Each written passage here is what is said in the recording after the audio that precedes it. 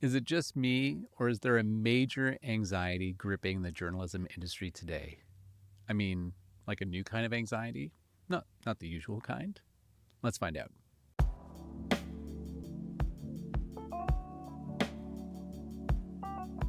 I had a call with an independent local news publisher recently, and they were super freaked out because they interpreted something I said as news websites are dead.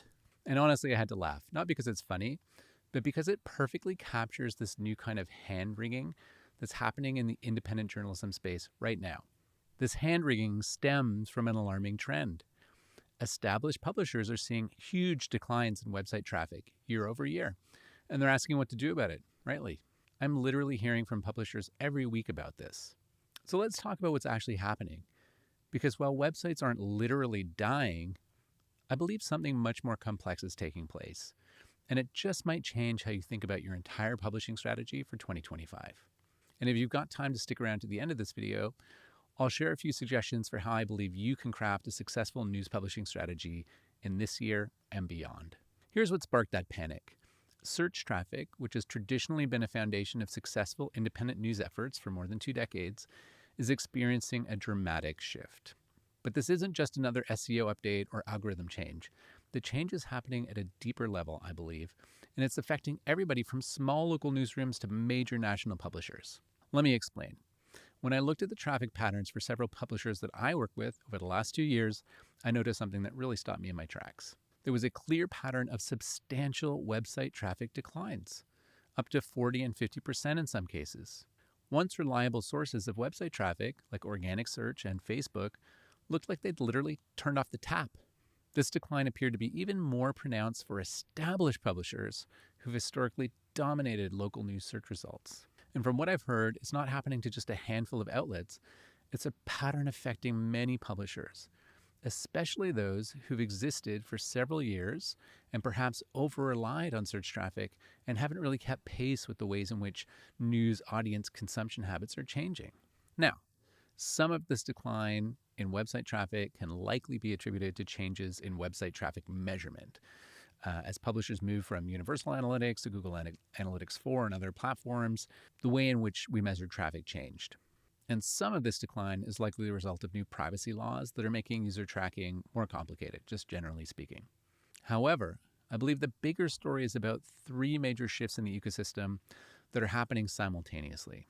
First, consumers are moving their reading into news apps. The open web, the internet I grew up with, where everybody freely linked to everybody else, is closing down. Look at networks like Substack and TikTok.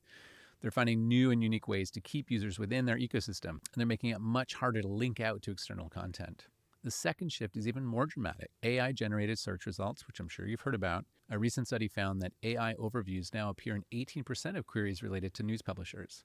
Think about that. That's nearly 1 out of 5 searches where readers are getting their answers right there in the search results without ever clicking through to a news publisher's website.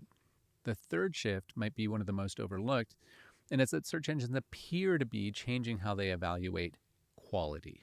They're getting better at identifying low-quality content, even when it appears on traditionally trusted websites, and I won't name names. This is particularly impacting publishers who've maintained the same content strategy for years without investing or reinvesting to improve the quality and depth of their reporting. And this is only going to get worse for those publishers as AI starts to write the easy news stories. But here's what's really fascinating. This isn't just about losing website traffic, because many of the more innovative publishers are reporting that even though their traffic is down, their subscription and membership numbers have continued to grow. So how can we reconcile these 2 realities? We'll get to that at the end of the video, so stick around. Right now, let's unpack what I believe is working better than traditional news websites. The answer is simple. It lies in network effects. While traditional search traffic seems to be in decline, some publishers are seeing remarkable traffic growth sent from platforms like Apple News and Smart News. And others are building successful businesses within the closed ecosystems like Substack. This explains why news delivered through podcasts, newsletters, and social video is exploding. It's not about the medium itself.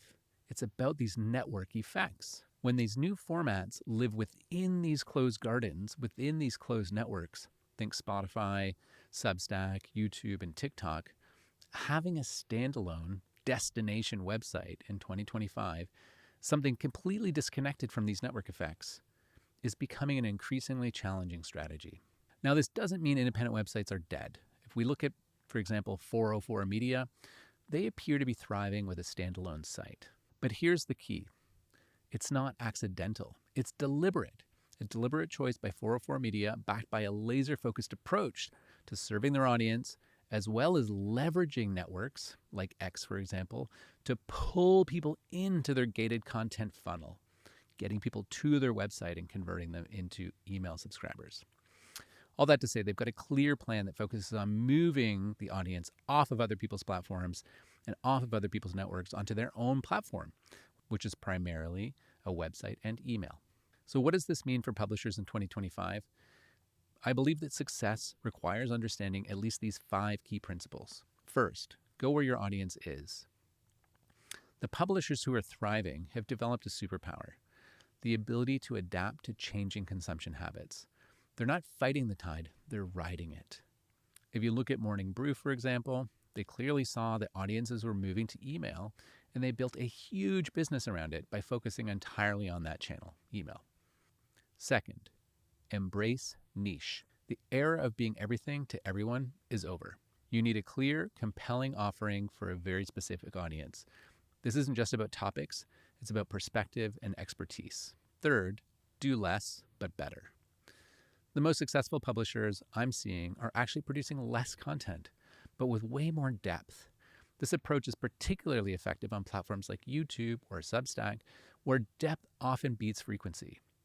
Johnny Harris is the classic example. He produces just 1 or 2 videos per month, but each one routinely hits millions of views because the depth of the storytelling and of the research is there. And many creator journalists are following that model and finding success on YouTube, on Substack, and elsewhere. Fourth, leverage technology smartly. This might mean adopting new tools, sure, but it could also mean archiving existing website content so it's more cost effective to serve that content, or simplifying your operations overall so you can do less better. The goal is to focus intensely on what you do best, what nobody else does, or nobody else does as well as you do. Finally, and this is really critical, know why you're doing what you're doing. If you don't have a clear plan for each and every platform that you're publishing on, each and every medium that you're publishing in, you're likely spreading yourself way too thin. I hear from indie publishers all the time that are running their entire operation, producing daily news with a team of 1, 2, or 3 people. And sometimes those people are even volunteers or only part-time. And yet they're attempting to publish across a half dozen platforms: website, newsletter, Instagram, Facebook, YouTube, TikTok, without any clear sense of why they're doing it. And this can only result in less quality for each of the platforms. It's just a reality of working with limited, finite resources. So are websites dead? No, obviously not. But the way we think about them in 2025 definitely needs to evolve. The publishers who will thrive in this year and beyond aren't the ones who are asking whether they should be on Substack or have a website. They're the ones that are asking how they can best serve their audience wherever that audience might be. The future of publishing isn't about choosing between platforms. It's about understanding these fundamental shifts and positioning yourself accordingly. So what does that mean for you? It means that the publishers who are most likely to thrive this year aren't just providing information anymore. They're, number 1, focused on building a deep trust with their audience. Number 2, focused on establishing genuine expertise internally. And number 3, focused on creating experiences that go way beyond simple information delivery. So whether you're using Beehive or Substack or Ghost or WordPress, or trying to decide between YouTube or Instagram or TikTok, the secret is the platform isn't going to save you. What is building something that is genuinely valuable for a very specific audience. Figure that out, and the rest will be easy. If you found this helpful, feel free to hit subscribe for more random thoughts about where independent news publishing and creator journalism is headed. If you know somebody's panicking about their website right now, share this video with them. And I'd love to hear from you. Drop a comment below. Let me know your thoughts on these shifts and changes in the ecosystem. I'd enjoy hearing your perspective on where you think independent publishing is headed this year and beyond. See you soon.